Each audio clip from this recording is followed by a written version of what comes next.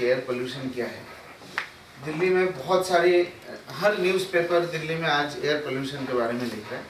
वो थोड़ा बहुत इधर भी पटना हो या बिहार के कई जगह जो है वो कवर हो ही रहा है किसी ना किसी तरीके से। एयर पोल्यूशन के बारे में आज न्यूज़पेपर काफ़ी जागरूक है और टेलीविज़न चैनल में भी कई एयर पोल्यूशन के बारे में बातचीत हो रही है। हमारे ठीक है, लेकिन एयर पोल्यूशन एक ऐसा टॉपिक है जिसके बारे में लोगों को जानकारी नहीं है। थोड़ा बहुत हमारी ऑब्जेक्टिव ये नहीं है कि हम एयर प्योरीफायर बेचें।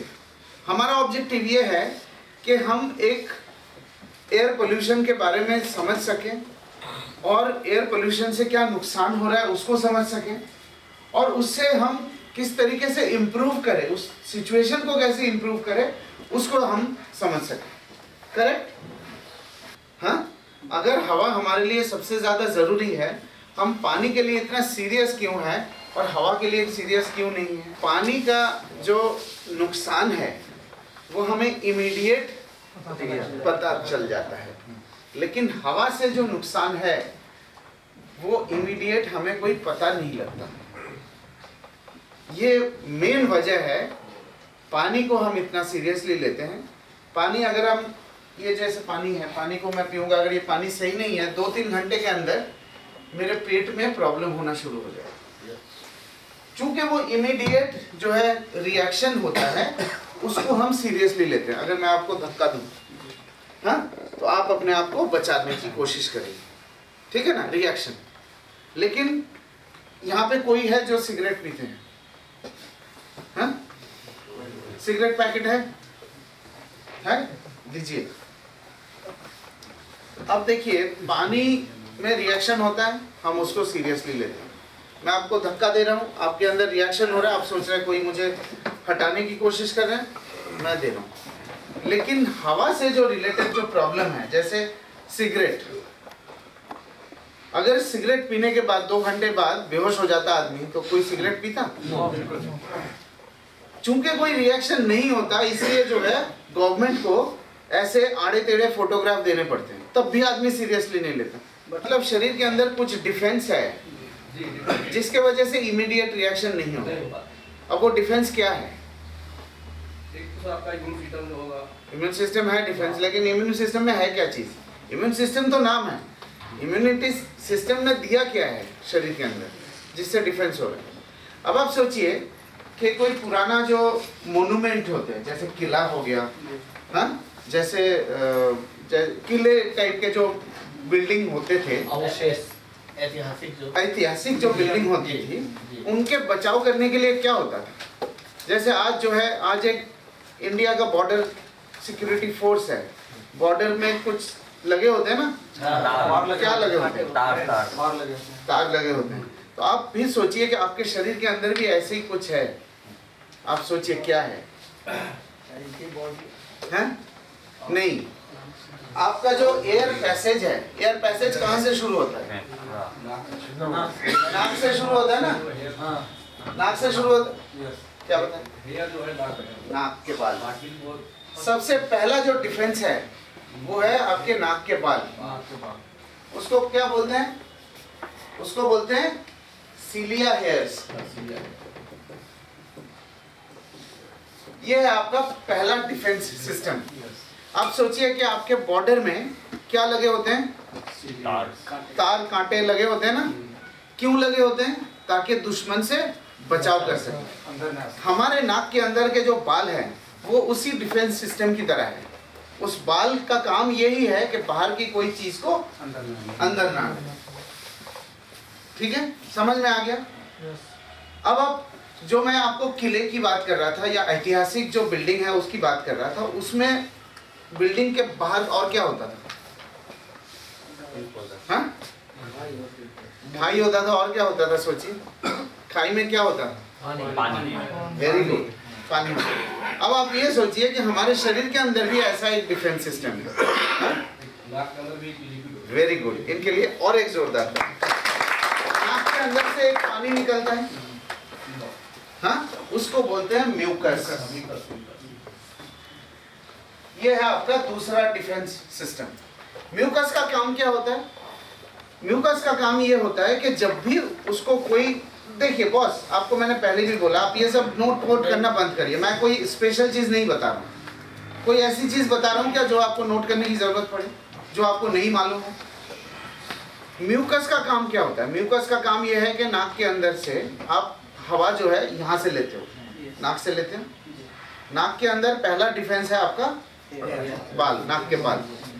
दूसरा डिफेंस है, अगर उसके बावजूद भी अगर कोई और अंदर जाने की कोशिश कर रहा है, चला गया हो, तो उसको कैसे रोकेगा? वो पानी निकालता है और उस पानी में चिपकाने की कोशिश करता है। जैसे आप ऐतिहासिक जो बिल्डिंग है उसके बारे में सोचिए कि कोई भी अगर किले की तरफ जाने की कोशिश करता है, वो पानी इतना गहरा होता है तो उसमें डूब जाता है या तो तैर नहीं पाता। समझ में आ गया? यह है हमारे शरीर का डिफेंस। चूंकि ये डिफेंस दिया गया है, इसलिए हमारा जो रेस्पिरेटरी सिस्टम है वो इमीडिएट रिएक्ट नहीं करता। अगर आप जहर पिएंगे तो जहर सीधे जो है पेट में जाता है, हाँ, तो इमीडिएट रिएक्शन होगा, राइट। लेकिन अगर नाक में से कोई जहर जा रहा है, उसको रोकने की कोशिश किया जा रहा है, पहले तो बाल से, फिर पर आपने देखा होगा कि जब आप बहुत ज़्यादा पोल्यूशन में रहते हैं या जब बहुत ज़्यादा तबीयत खराब है तो आपके नाक बंद हो जाते हैं, तब लोग क्या करते हैं, मुंह से सांस लेने लगते हैं। जब आप मुंह से सांस लेने लगते हो तो आपका डिफेंस सिस्टम फेल, बाईपास कर दिया आपने, या ऐसा हो गया कि आपके किले के मेन दरवाजे को आपने खोल दिया, तो सारे दुश्मन जो है कहाँ जाएंगे फिर? किले के अंदर। वही होता है जब पूरी खराब चीज़ें, सारी खराब चीज़ें जो है डायरेक्टली लंग्स के अंदर जा रहा है जब आप मुंह से सांस लेते हैं, ठीक है। 11,000 लीटर में से अब आप ये सोचिए कि इन 4 जो लोकेशन है, ये 4 दीवारी के अंदर है, और ये जो है ये आसमान के नीचे है। 24 में से कितने घंटे हम बाहर रहते हैं, मतलब आसमान के नीचे, और कितने घंटे हम इन जगहों पे रहते हैं? 8-10 घंटे बाहर। हाँ नहीं। और आपके परिवार के सदस्य जो हैं उनके भी कैलकुलेशन करिए कि आप इन 4 जगहों में कितनी देर रहते हैं और आसमान के नीचे कितनी देर रहते हैं। ये कैलकुलेट करके आप मिल के बताइए कि सब में है। सब लोग यही सोचते हैं कि मैं जो है 10-12 घंटे बाहर रहता हूँ। ये गलत है। ये आपके अकेले की नहीं है, ये पूरी इंडिया में लोग यही सोचते हैं। लेकिन अब आप खुद कैलकुलेट करके आप लोग मिल के मुझे बताइए कि 4 दीवारी के अंदर कितनी देर रहते हैं और आसमान के नीचे कितनी देर रहते हैं। ज्यादा से ज्यादा 2-3 घंटे, 2-3 घंटे, 2 घंटे मान के चले, 2 घंटे, 2 से 3 घंटे, हाँ 2 से 3 घंटे, हाँ, मतलब एवरेज बोल रहा हूँ ना। आपके घर के सदस्य और आप, हो सकता है जो आपके घर में जो छोटे बच्चे हैं वो आधे घंटे ही बाहर जाते हो या 1 घंटे बाहर जाते हो, तो एवरेज मान के चलेगा ना। एवरेज क्या होंगे? 2 से 3 घंटे। और बाकी जो 21 घंटे हैं, 21 से 22 घंटे जो है, ये हम 4 दीवारी के अंदर रहते हैं, ठीक है। क्लियर है ये बिल्कुल सबको? ठीक है। अब आप ये सोचिए कि ज्यादातर जो सांसें हैं वो हम इन 4 दीवारी के अंदर ही ले रहे हैं। मतलब 11,000 में से हो सकता है 10,000 लीटर जो है इन 4 दीवारी के अंदर से हमारे शरीर के अंदर जा रहे हैं। अंडरस्टूड? अंदर हम रहते हैं या सबसे ज्यादा टाइम बिताते हैं वो किस तरीके के हवा है, वो उसमें क्या बदलाव आया है। अगर आप 20-25 साल पहले की बात सोचेंगे और आज की बात सोचेंगे कि इन 4 दीवारी के अंदर किस तरीके का बदलाव आया है, सोचिए। जो सबसे बड़ी चीज है, जो बदलाव हमारे पिछले 15 साल के लाइफस्टाइल में आया है, राइट। वेंटिलेशन के कम हो जाने से, कम हुआ है ना, कम हो जाने से क्या क्या खराब हुआ। अब मैं आपको बताता हूं कि एक्चुअल वेंटिलेशन ना होने से क्या दिक्कतें होती हैं। ये आपका एक प्लास्टिक का बोतल है, पानी का बोतल है। इसके अंदर आपने पानी भरा, पानी भर के इसको 4 दिन के लिए छोड़ दिया, हाँ, राइट। 4 दिन के बाद इस पानी को पी सकते हैं? पी सकते हैं? क्यों नहीं पी सकते? कैसे पता? आपने मेजर किया, बैक्टीरिया हो जाता है। ये जो जजमेंट हम अपने माइंड में सेट कर लेते हैं ना, ये गलत है। हम analyse step by step analysis नहीं करते। आज मैं वही चीज आपको बताने जा रहा हूं। अब आप सोचिए, ये सबको मालूम है कि पानी पीने लायक नहीं होता, लेकिन अब आप ये बताइए पानी पीने पड़ता है। आपने पानी किस में रखा था? प्लास्टिक बॉटल में रखा था। तो पानी के अंदर किस चीज का स्मेल आ गया? प्लास्टिक के बॉटल का स्मेल आ गया। करेक्ट? अब वेंटिलेशन जब हमने बंद कर दिया, तो जो हवा को हमने रोक दिया, तो हवा में किस चीज का स्मेल आ जाएगा या किस चीज के प्रॉब्लम हवा में मिक्स हो जाएंगे? जो कमरे के अंदर खराब चीजें हैं तो हवा में मिक्स हो जाएगी। क्लियर है? एकदम सिंपल है ना? लेकिन कभी हमें कि धूप आना बंद हो गया। अब आप ये सोचिए कि पहले जब हम बड़े हुए हैं, जिस तरीके के घर में रहते थे, मेरे ख्याल से खिड़की कभी बंद ही नहीं होता, कभी बंद ही नहीं होता, ज्यादातर दरवाजे बंद होते थे। हाँ? अब जो है वेंटिलेशन है ही नहीं। वेंटिलेशन का मतलब ये होता है कि ये अगर घर है, यहाँ से भी खुला और यहाँ से भी खुला, आमने सामने, ये है वेंटिलेशन। अगर सिर्फ ये आपका खुला हुआ है तो वेंटिलेशन नहीं कहा जा सकता। आज की डेट में जितने भी ज्यादातर घर है वो इसी तरीके के बने हुए हैं, तो इसको वेंटिलेशन नहीं कहा जा सकता। क्लियर? धूप नहीं आने से क्या प्रॉब्लम होती है?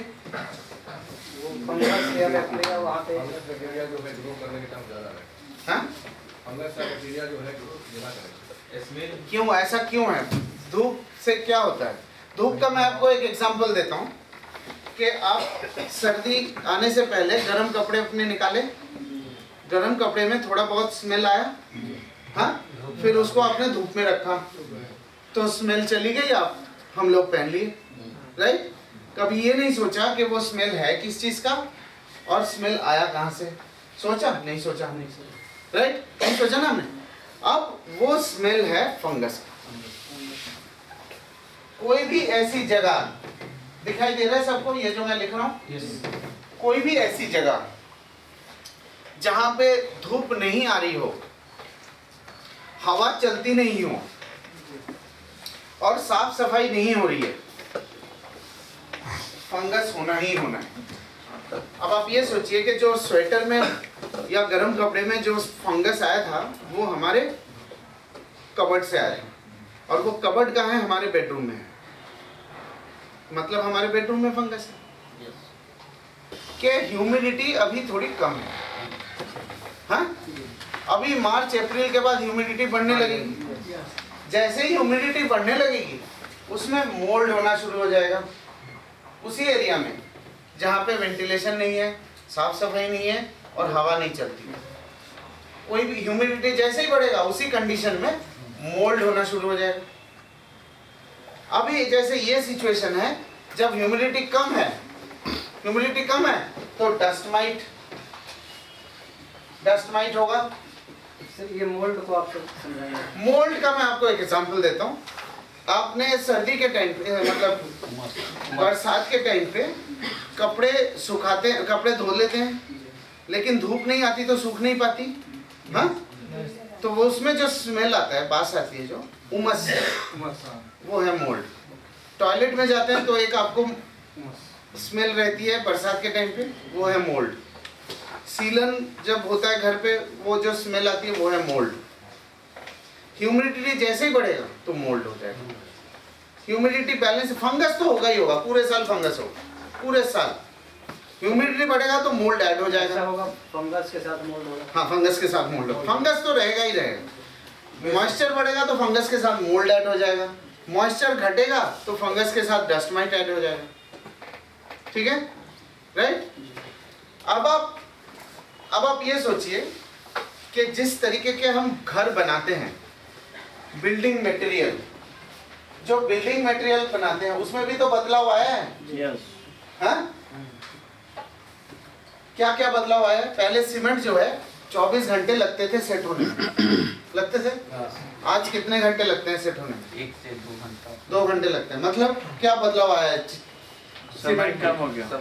हाँ, समय कम हो गया। केमिकल उसमें केमिकल वेरी गुड। कुछ केमिकल ऐड हुआ है। वो केमिकल कहाँ आया? घर के अंदर आया। पहले हम चूना लगाते थे घर पे, आज क्या लगाते हैं? उसमें क्या है? वो कहाँ पे आया? घर के अंदर। क्योंकि वेंटिलेशन नहीं है तो वो सारा का सारा चीजें जो है घर के अंदर आ रही है। पहले जो हम फर्नीचर यूज करते थे वो खुला हुआ होता था और लकड़ी का होता था। आज जो हम फर्नीचर यूज कर रहे हैं वो बंद है और प्लाई का है। प्लाई के अंदर क्या होता है मुझे बताने की जरूरत नहीं है। उसमें भी एक गम टाइप का कुछ होता है, गम टाइप का दिया जाता है। उसमें क्या है? वो कहाँ आ रहा है? गम के अंदर। तो ये सारे के सारे जो केमिकल्स है, गैसेस है, हाँ, ये सारे के सारे हवा में ऐड हो जाएंगे। अब किसी ने बताया था यहाँ से कि एयर कंडीशनर में बदलाव आया, एयर कंडीशनर ऐड हो गया। अब आप ये सोचिए कि हमारे घर में, अब आप ये हमारा 5वां पॉइंट है जो हम आज सीख रहे हैं। थोड़ा संबंध करिए, अभी मैं बताऊंगा आपको नोट करने के लिए। अभी आप इसको थोड़ा विजुअलाइज करिए। अभी आप अपने घर को थोड़ा विजुअलाइज करिए कि वेंटिलेशन नहीं है तो हवा बंद हो गया। हाँ हाँ, बहुत सारी ऐसी जगह है जहाँ पे ना साफ सफाई हो रही है, ना धूप आ रही है, ना हवा चलती है। तो ये फंगस मोल्ड होगा। मॉइस्चर बढ़ेगा या घटेगा तो मोल्ड और डस्ट माइट्स ऐड हो जाएंगे, राइट। और साथ के साथ जो हम बिल्डिंग मटेरियल यूज कर रहे हैं, कारपेट्स हो, चाहे पेंट्स हो, चाहे सीमेंट है, चाहे फर्नीचर है, उसमें सबसे कुछ ना कुछ केमिकल निकल रहे हैं। हाँ, फिर हम मॉस्किटो रिपेलेंट यूज करते हैं। मच्छरदानी कितने लोग लगाते हैं? बहुत कम। ज्यादातर लोग जो है मॉस्किटो रिपेलेंट यूज करते हैं, तो उसका भी केमिकल ऐड होगा। तो रूम स्प्रे भी करते हैं तो उसका भी केमिकल ऐड हो जाएगा। हाँ, ये सब केमिकल ऐड हो गया, हाँ, घर के अंदर। हाँ, अब जो है आपने उसी घर में एयर कंडीशनर लगा दिया। एयर कंडीशनर जो है एक मिक्सी का काम करता है, मिक्सर ग्राइंडर। पूरा एकदम उसी को, जैसे आप गरम मसाला बनाते हो ना मिक्सी के अंदर, कोई धनिया ले लिया, कुछ गरम वो ले लिया, मिर्ची ले लिया, लहसुन ले लिया, जीरा ले लिया, अदरक ले, वो मिक्सी में डालते हैं। एयर कंडीशनर के साथ ये सारी चीजें जो है हमारे घर के अंदर पूरा मिक्स हो रहा है। और साथ में चूंकि वेंटिलेशन नहीं है तो वायरस भी ऐड हो जाता है। वेंटिलेशन नहीं है, सनलाइट नहीं है, तो हम जो सांस ले रहे हैं, सांस दे रहे हैं, छोड़ रहे हैं, उसमें सब में वायरस है। वो पूरा मतलब अब आप सोचिए, अब आप विजुअलाइज कर पा रहे हैं अपने कमरे के अंदर को?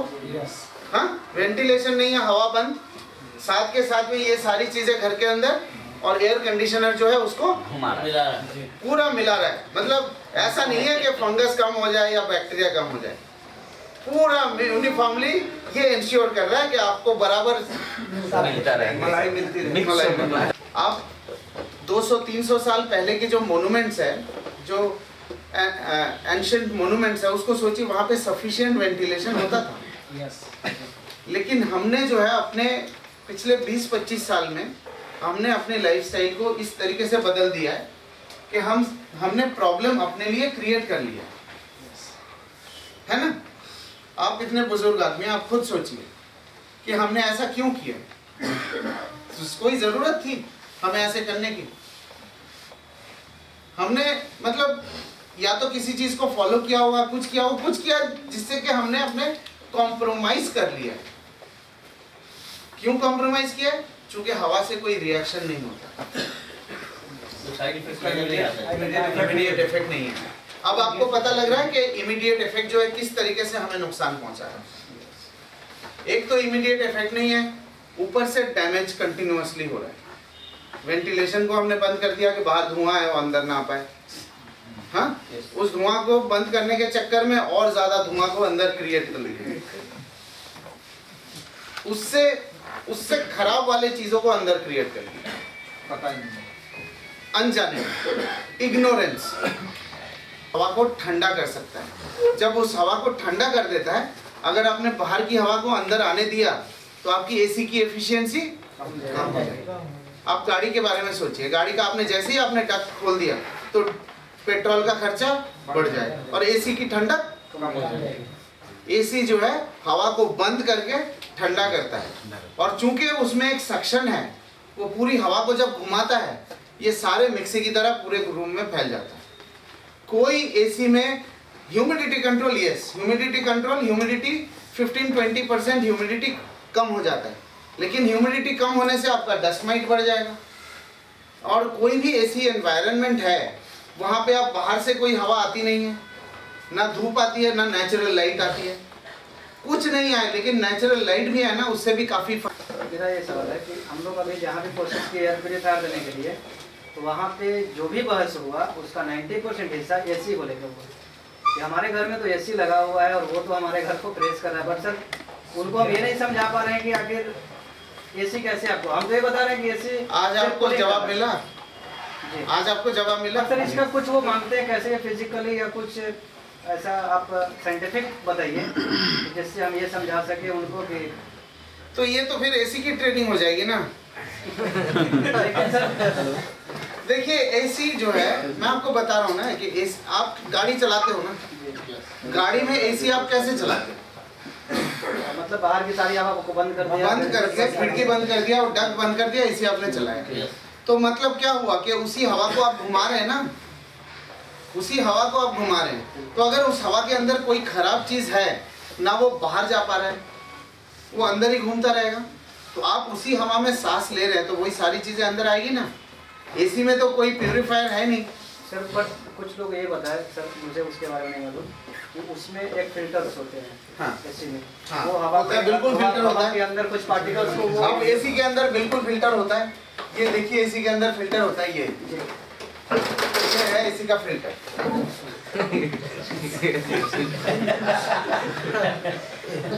आपके एयर प्यूरिफायर के बाहर की तरफ जो फिल्टर लगा हुआ है इससे बेटर है, इससे कहीं और ज्यादा कहीं और जा। ये फिल्टर क्यों लगाया गया है? ये एसी को बचाने के लिए लगाया गया है। बाहर की डस्ट मुझे नहीं मालूम सर। मैं बता रहा हूँ ना आपको, ये है एसी का फिल्टर। ये फिल्टर जो है, ये देखिए आप एसी के अंदर क्या है, ऊपर चढ़िए तो भाई साहब, ये देखिए एसी के अंदर क्या है। कैमरा को घुमाइए जरा एसी के अंदर, ये देखिए इधर की तरफ देखिए, थोड़ा ऊपर ऊपर देखिए। ये क्या है, इसमें ग्रिल लगे हुए ना जी। अगर ये है इवापोरेटर बोलते हैं इसको, अगर इस ग्रिल के अंदर मिट्टी चली गई तो एसी की एफिशिएंसी घट जाएगी। अगर इसके अंदर मिट्टी चली गई तो इस ग्रिल के बीच में जो है उसको शॉर्ट कर देगा और इसकी एफिशिएंसी घट जाएगी। अगर इसको खोल के आप 10 दिन में चलाएंगे ना तो एसी की कूलिंग आपकी 20% कम हो जाएगी। तो ये ताकि इसके अंदर धूल मिट्टी ना जाए इसलिए ये फिल्टर लगाया गया है। ये हमें बचाने के लिए नहीं लगाया।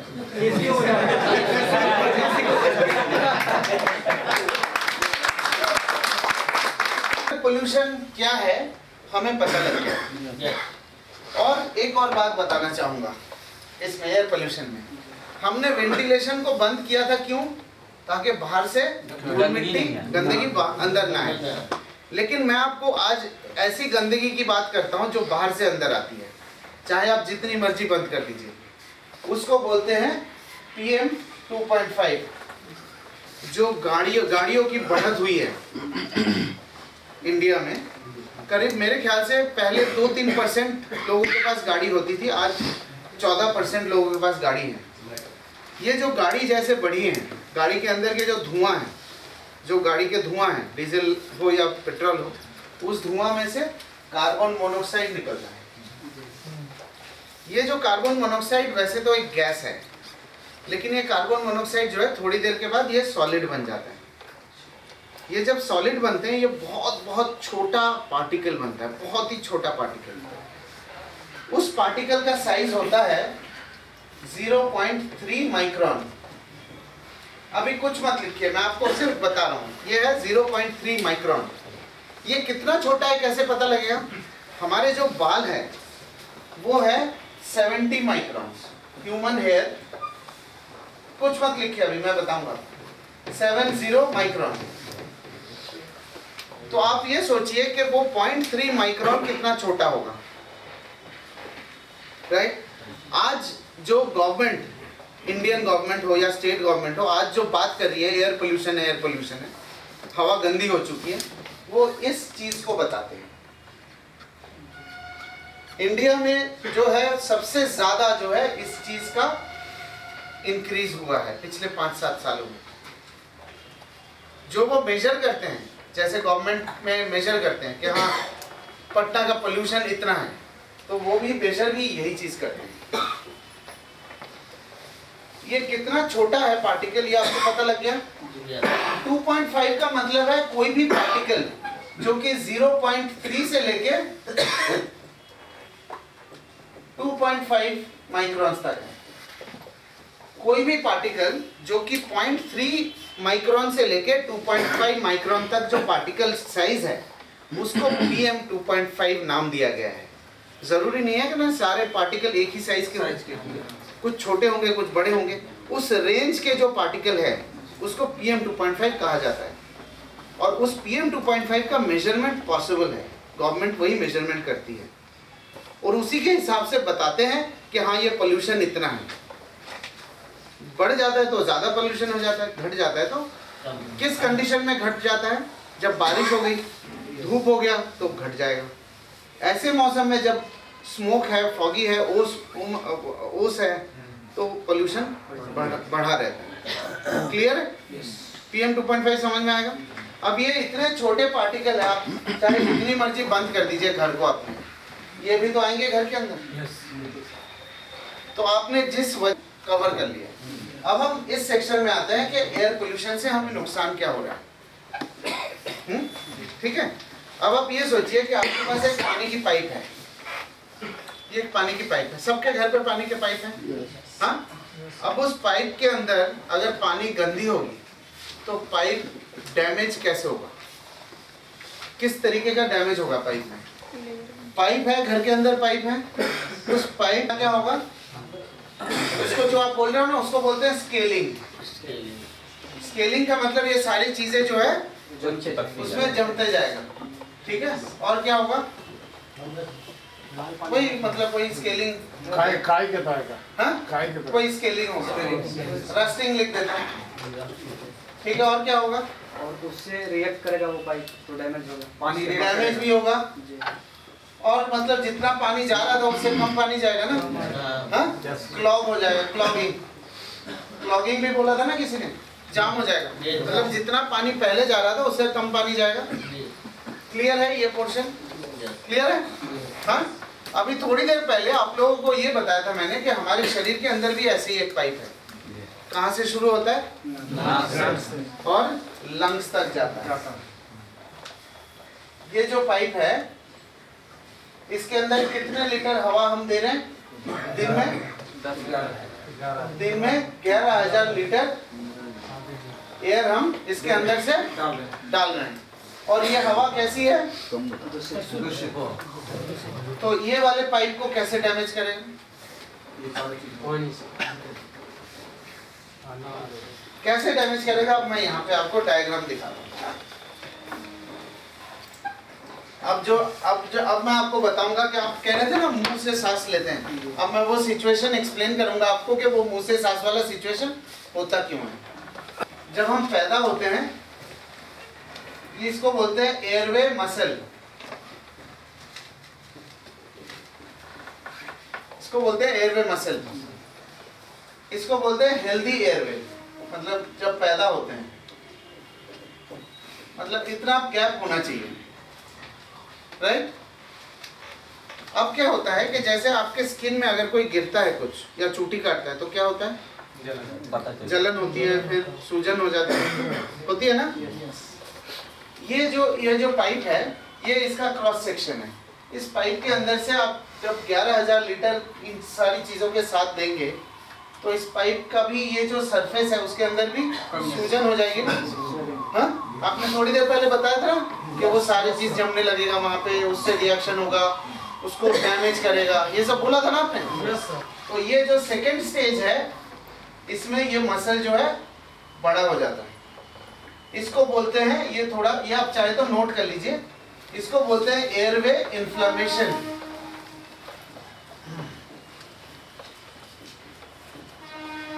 ये एक ऐसा सिचुएशन है जब आपको, आपने थोड़ी देर पहले क्या कहा था कि जब जाम हो जाएगा तो जितनी पानी जा रही थी पहले उससे कम पानी चलेगा।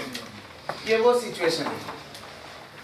इस सिचुएशन में क्या क्या बीमारियां हो रही है मैं आपको इस कॉर्नर में लिखता हूँ, ठीक है? इधर लिखूं?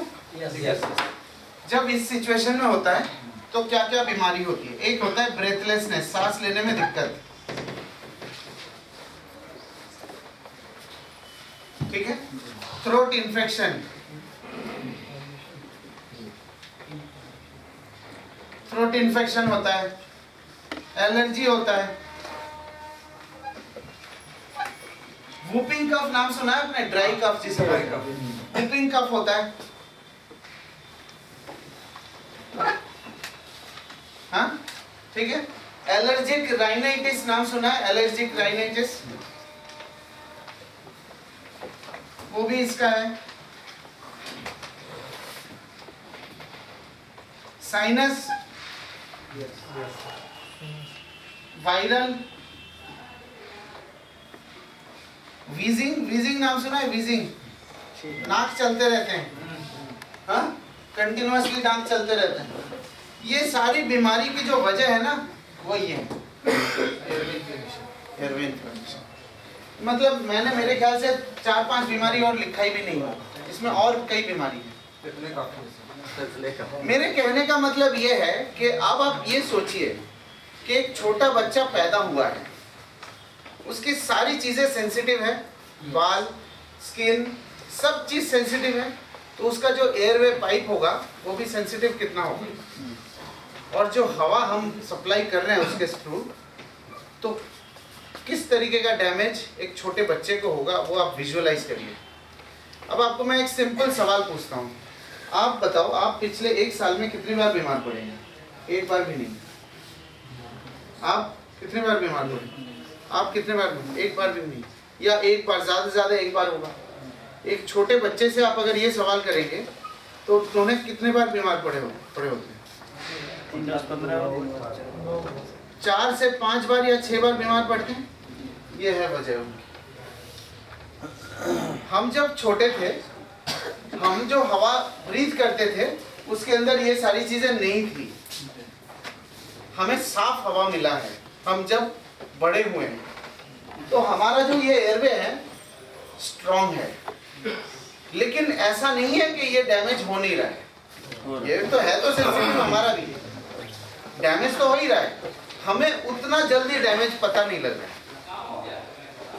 लेकिन एक छोटे बच्चे की जो आज बीमारी की जो वजह है, जो मेन वजह है, मतलब आप समझ लीजिए कि एक छोटा बच्चा जो साल में 5 या 6 बार बीमार होता है, इन बीमारियों के अलावा और कोई बीमारी नहीं होती उनको। कोई साल में 1 बार पेट की बीमारी हो गई, वो भी 1-2 घंटे के लिए। पेट की बीमारी जो है 1-2 घंटे की बीमारी होती है। ORS पिला देंगे तो 2 घंटे के अंदर एक बच्चा ठीक हो जाता है। लेकिन ये जो बीमारी है साल में 6 बार 7 बार होते रहते हैं बच्चों के, 5 से 6 बार। ठंड में बढ़ते हैं। फिर भी लोग ये नहीं सोचते कि ये क्यों हो रही है। आज आपको पता लगा। यस। और वजह जो है यही है, ये मसल होना चाहिए, ये हो जाता है। जब इस सिचुएशन में सांस, जितना आपको ऑक्सीजन चाहिए शरीर को उतना मिल नहीं पा रहा है, तो आप मुंह खोल के लेने लगते हो। जब आप मुंह खोल के लेने लगते हो और ज्यादा प्रॉब्लम शरीर के अंदर जाते हैं, और ज्यादा इफेक्ट करता है, और खांसी होनी शुरू हो जाती है। चूंकि डायरेक्ट गले में यहाँ पे पहुंच जाता है तो यहाँ पे वो खांसी होना शुरू हो जाता है, क्योंकि यहाँ पे कोई ये इसको बोलते हैं अपर रेस्पिरेटरी इन्फेक्शन। अपर जितने भी बीमारी है आज की डेट में, सारा अपर रेस्पिरेटरी इन्फेक्शन।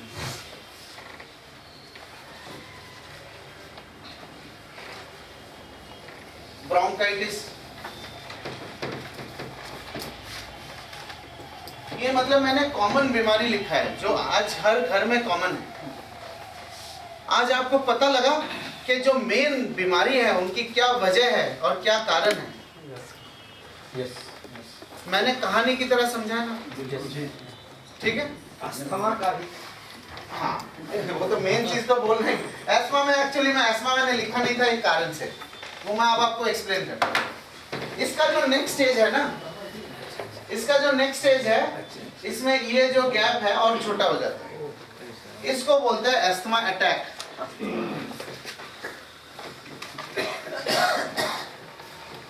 जो यहाँ पे है, जिनका ये जो पाइप है जो इस कंडीशन में है, इनको यहाँ तक पहुंचने में हो सकता है 1 महीना लगे या 1 साल लगे, डिपेंड करेगा कि किस तरीके के एनवायरनमेंट में वो रह रहे हैं। But all these people are prone to asthma attack.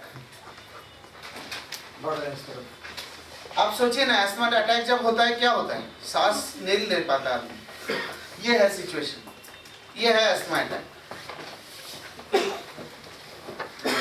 आप जब किसी डॉक्टर से बात करें, आप उनको बोलिए कि आप उनको ये चीज समझाइए कि आज जो हमारा घर है, वो जो हम हवा ले रहे हैं वो इस तरीके की हवा ले रहे हैं, और जो एयरवे इन्फ्लेमेशन, अब उनके जो लंग्स के डॉक्टर है ना, उनको बोलिए कि जो सारी की सारी बीमारी तो इससे रिलेटेड है, पाइप से रिलेटेड है, एयरवे इन्फ्लेमेशन से है, और एयरवे इन्फ्लेमेशन की जो मेन वजह है वो है घर के अंदर का ये एनवायरनमेंट। कि आप में 11,000 में से आपके जो 10,000 लीटर है वो इसी तरीके की हवा जा रही है। आप खुद सोचिए ना, आपने पाइप का एग्जांपल बताया था, पाइप का एग्जांपल बताइए किसी डॉक्टर, आज बता दो। ये जो पाइप है, दुनिया में ऐसा कोई प्लम्बर नहीं बना या डॉक्टर नहीं बना जो इस पाइप को ना रिपेयर कर सकता है या रिप्लेस कर सकता है। ये पाइप आपके लिए एक ही बार दिया गया है, ये ना रिपेयर हो सकता है ना रिप्लेस हो सकता है। एक बार अगर डैमेज हो गया तो आप अगर यहाँ से कहीं जंगलों में चले जाए तो जाके वो ठीक हो सकता है, नहीं तो अगर आप उसी शहर में रह के अगर आप सोचेंगे कि यहाँ से यहाँ जाए, नहीं हो सकता। यहाँ से यहाँ जा सकता है, ये वाला रास्ता आप तय कर सकते हैं। यहाँ से रिवर्स तय करने के लिए आपको या तो शहर छोड़ के बाहर जाना पड़ेगा, हाँ, या तो कुछ और चीजें करनी पड़ेगी आपको, जो मैं अभी डिस्कस करूंगा। अब आपको पता लगा कि how is air pollution affecting us. Air pollution हमें किस तरीके के नुकसान, घर पे वेंटिलेशन बढ़ाएं। क्रॉस वेंटिलेशन, वेंटिलेशन का मतलब है कि क्रॉस वेंटिलेशन मतलब उधर से खिड़की खुला, इधर से दरवाजा खुला। कम से कम दिन में 4 घंटा ऐसा होना चाहिए जब आपके घर में पूरी तरीके से वेंटिलेशन हो रही है। अब खुद सोचिए कि आपके पास एक ग्लास पानी है, उस पानी में आपने चीनी डाला, वो थोड़ा मीठा हो गया, तो फिर आप क्या करते हैं, थोड़ा और पानी डालते हैं, राइट। घर के अंदर की हवा जो है दूषित हो गई है, तो उसके अंदर आप थोड़ा बाहर से हवा डाल देंगे तो हवा दूषण जो है थोड़ी सी डाइल्यूट हो जाएगी, करेक्ट, क्लियर है। वेंटिलेशन जो है उस तरीके से मदद करता है। जैसे आप वेंटिलेशन बनाएंगे थोड़ा नेचुरल लाइट भी आने लगेगा, थोड़ा धूप भी आने लगेगा, ठीक है। दूसरा ये कर सकते हैं हम कि इंडोर प्लांट्स लगा सकते हैं। मनी प्लांट नाम सुना है आपने? मनी प्लांट जो है, मनी प्लांट घर के अंदर हो सकता है। आप लोग घर के अंदर 2 या 3 बेडरूम के अंदर मनी प्लांट लगाइए इस हिस्सा। देखिए उससे ज्यादा पॉसिबल नहीं हो पाता है, 2 या 3 आप लगाइए। मनी प्लांट जो है 2 तरीके से मदद करता है। एक तो रात को भी वो कार्बन डाइऑक्साइड एब्जॉर्ब करता है, दूसरा जितने भी गैसेस है कुछ गैसेस को भी वो एब्जॉर्ब करते हैं, ठीक है।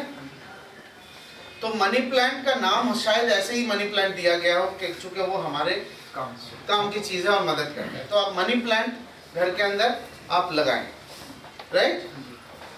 तीसरा ये हम कर सकते हैं कि फिजिकल एक्टिविटी हम बढ़ा सकते हैं,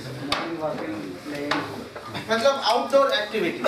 मतलब आज आप खुद सोचिए कि आज छोटा बच्चा जो है, हमारे घर के जो छोटे बच्चे हैं वो कितनी देर खेलते हैं बाहर, आधा घंटा ज्यादा से ज्यादा। हम कितनी देर खेलते थे जब हम छोटे थे? आउटडोर फिजिकल एक्टिविटी एक बहुत इंपॉर्टेंट रोल प्ले करता है एक बच्चे के डेवलपमेंट के लिए। इनफैक्ट हमारे लिए भी आउटडोर फिजिकल एक्टिविटी होना जरूरी है। कम से कम आधा घंटा 1 घंटा हम चल फिरे, बातचीत करें लोगों से, मतलब एक बाहर की हवा ले, ये जो है हमें मदद करता है।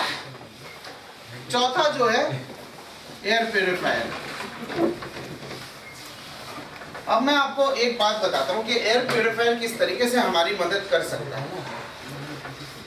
अब आप एक सिचुएशन को समझिए कि हमारे जो ये पाइप है उसमें 24 घंटे आज दूषित हवा जा रहा है, ठीक है, और उस दूषित हवा से हमारे शरीर को कुछ डैमेज पहुंच रहा है, राइट। अब उसको अगर हम दूषण को अगर हम आधा कर सकें तो डैमेज को भी कम कर सकते हैं, राइट।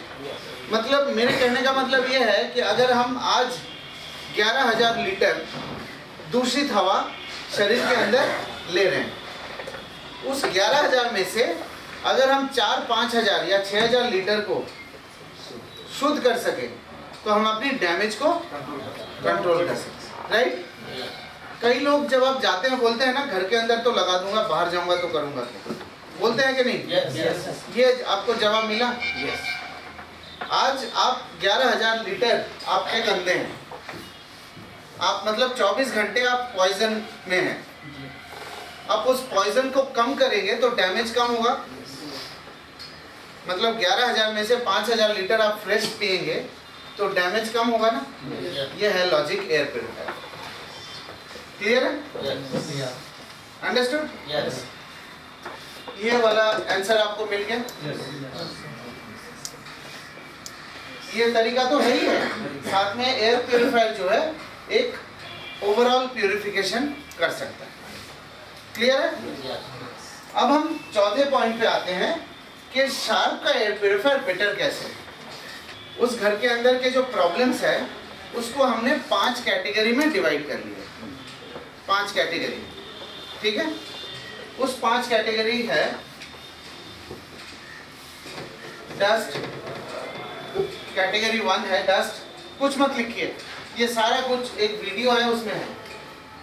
स्मोक, पोलन, पेट टेंडर, यह है कैटेगरी 1, ठीक है।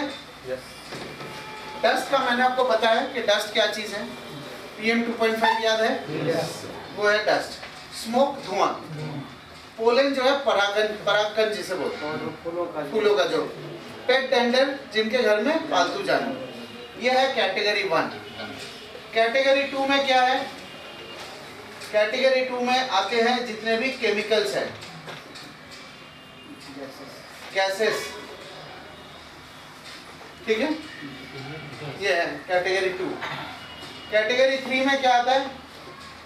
कैटेगरी 3 में आते हैं जितने भी ये स्टैटिक चार्ज।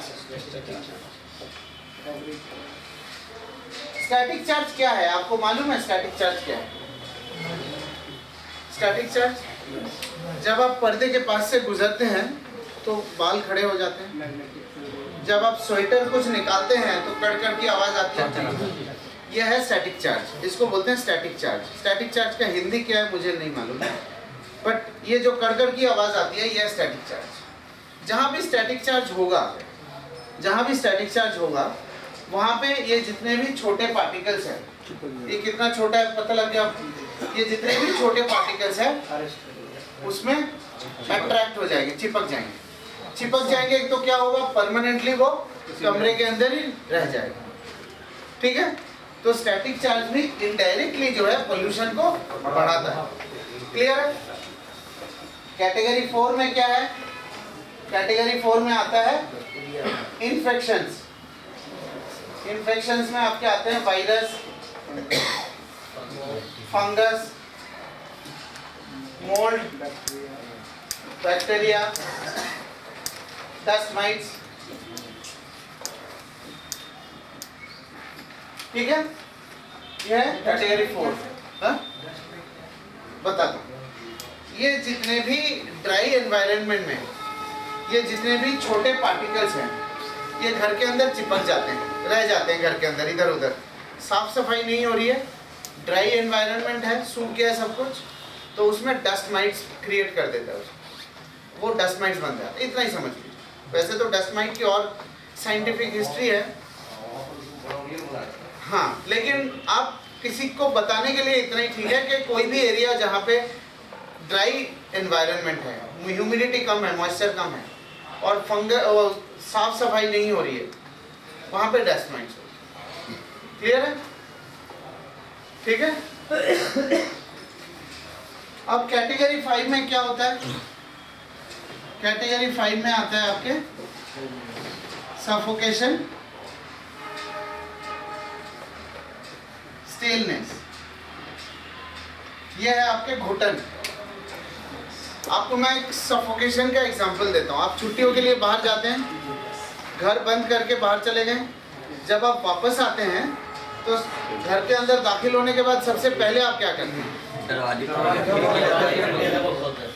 वो घुटन है। जो लोग एसी कमरे में सोते हैं, रात को सोने के सुबह जब उठते हैं तो आपको एक भारीपन महसूस होता है ना? फिर आप बैल्कनी में जाते हैं तो आपको भारीपन खत्म हो जाता है। वो भारीपन को बोलते हैं स्टिलनेस। ठीक है? ये दो भी पोल्यूशन को बढ़ाता है। ठीक है? जिन जिन लोगों ने शार्प का एयर प्यूरिफायर यूज किया है, क्या आपको हल्कापन महसूस हुआ? कि आप जब एसी कमरे में सोते हैं तो आपको हल्कापन महसूस होता है? देखिए, इसके लिए कोई प्रूफ नहीं है, लेकिन जो लोग यूज करेंगे 24 से 48 घंटे के अंदर आपको ये महसूस होगा। ये हमारा चैलेंज है।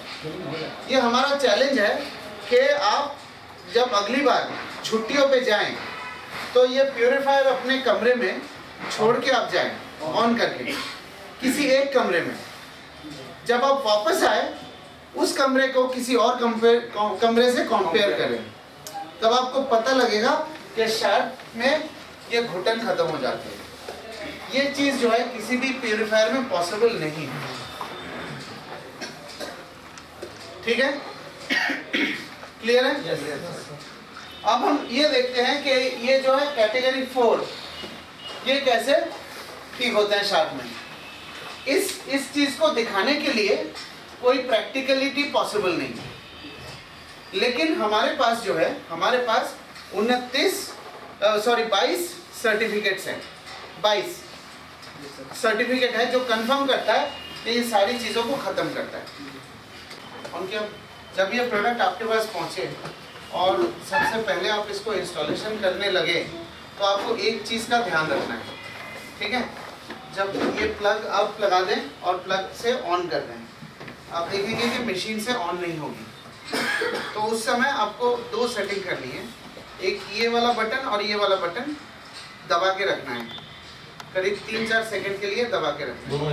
दोनों एक साथ दबा के रखेंगे तो ये तीनों लाइट जल जाएगी। जैसे ही जल जाए तो आप छोड़ दीजिए। आप वेट करेंगे जब तक नहीं ये ऑफ हो जाए। एक बार ऑफ हो जाए तो आप इसको ऑन कर सकते हैं। ये आपको जब भी आप लगाएंगे ये सेटिंग आपको करनी पड़ेगी। इस सेटिंग, हाँ, फर्स्ट टाइम। इस दोबारा करेंगे, दोबारा कर लेंगे अगर गलती से, तो उसमें दोबारा करने से जो है वो ब्लिंक करेगा। वो दोबारा मत करिए। दोबारा मतलब वो कैंसिलेशन होगा। आप देखिए ब्लिंक कर रहा है, इसका मतलब वो कैंसिल हो गया। ठीक है? तो आप एक ही बार कर सकते हैं। अब जैसे कैंसिल हो गया था, अब हम दोबारा कर लेते हैं। ये दोनों बटन को प्रेस करके रखना है, करीब 3-4 सेकंड, ये लाइट जल जाएगी। अब कंटिन्यूअस जल रही है। क्लियर है? तो ये जब लाइट जल जाए, इसका मतलब इसमें 2 सेटिंग हो जाती है। एक है अगर लाइट चली जाती है बीच में, रात को जैसे बीच में लाइट चली गई, तो ये अपने आप जो लास्ट सेटिंग है उसमें ऑन हो जाएगा। पहला बात। दूसरी बात ये कि जब आप, जैसे हमने क्या कहा कि आप कम से कम 4 घंटा वेंटिलेशन करिए। जिस वक्त आप वेंटिलेशन कर रहे हैं उस वक्त आप इसको बंद कर लीजिए। जब आप बंद करेंगे और दोबारा ऑन करेंगे, उसी सेटिंग में ऑन होगा जो लास्ट आपने सेट किया। जैसे अभी मैंने ऑन किया, ये फुल में मैंने सेट किया, अभी मैंने ऑफ कर दिया, तो नेक्स्ट टाइम जब ऑन करूंगा मैं तो उसी फुल में ऑन होगा। देखिए, फुल में ऑन। तो ये दोनों सेटिंग इससे हो जाती है। तो जब भी इधर पहले कहा था कि स्टैटिक चार्ज का मतलब ये है कि कोई एक चार्ज जनरेट हो गया, कब पर्दे में होता है, स्वेटर में होता है, कुशन में होता है, कंबल में होता है, पिलो में, तकिए में सबसे ज़्यादा स्टैटिक चार्ज होता है। जहाँ भी स्टैटिक चार्ज होगा तो जितने भी छोटे कण हैं वो सारे के सारे वहाँ चिपक जाएंगे और परमानेंटली वहाँ बस जाएंगे। वो खराब है ना, पॉल्यूशन को ऐड करता है। अब हम ये देखने की, और छोटा अब हम ये देखने की कोशिश करते हैं कि शार्प जो है स्टैटिक चार्ज को कैसे खत्म कर देते हैं। जब स्टैटिक चार्ज रूम के अंदर से खत्म हो जाएगा तो ये जो छोटे पार्टिकल्स हैं वो चिपकेंगे नहीं। हम ये डेमो दिखाने की कोशिश, ये डेमो है, हम ये देखने की कोशिश कर रहे हैं कि स्टैटिक चार्ज क्या होता है। ये देखिए स्टैटिक चार्ज से ये चिपक रहे हैं ना, मतलब जहाँ भी स्टैटिक चार्ज होगा ये सारी चीजें चिपकेंगे। तो घर के अंदर भी वैसे ही चिपकेंगे। मतलब आप समझ लीजिए कि ये आपका पर्दा है और ये वो छोटे कण हैं। तो मतलब वो सारी चीजें उसमें जैसे ये चिपक रहे हैं, देख रहे हैं आप कितना तेज चिपक रहा है, मतलब स्टैटिक चार्ज बहुत जनरेट हो रहे हैं। ठीक है, अब हम क्या करेंगे, स्टैटिक चार्ज जनरेट तो करेंगे लेकिन प्रोडक्ट ऑन करके देखेंगे कि स्टैटिक चार्ज ये देखिए ऑन किया मैंने, अब ये देखिए स्टैटिक चार्ज न्यूट्रलाइज हो गया। अब चिपक रहा है नो। और बिल्कुल इसके एक छोर पर पकड़ा है, क्योंकि जो भी स्टैटिक चार्जेस इसमें जनरेट होंगे वो हमारे हैंड में ट्रांसफर नहीं होंगे। अब हम ये देखते हैं ये किस तरह से स्टैटिक चार्ज जनरेट होते हैं। स्टैटिक चार्ज जनरेट होने से नुकसान क्या होता है?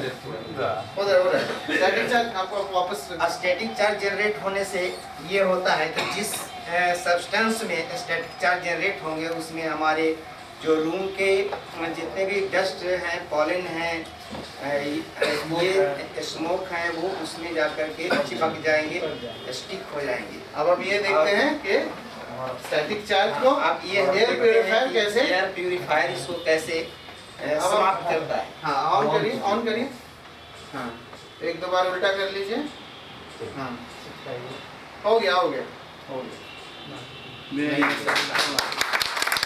इंस्टेंटली प्लाज्मा क्लस्टर से खत्म हो जाता है, लेकिन रूम के अंदर जो है कंटिन्यूअसली स्टैटिक चार्ज हो ही रहा है, कंटिन्यूअसली जनरेट हो रहा है।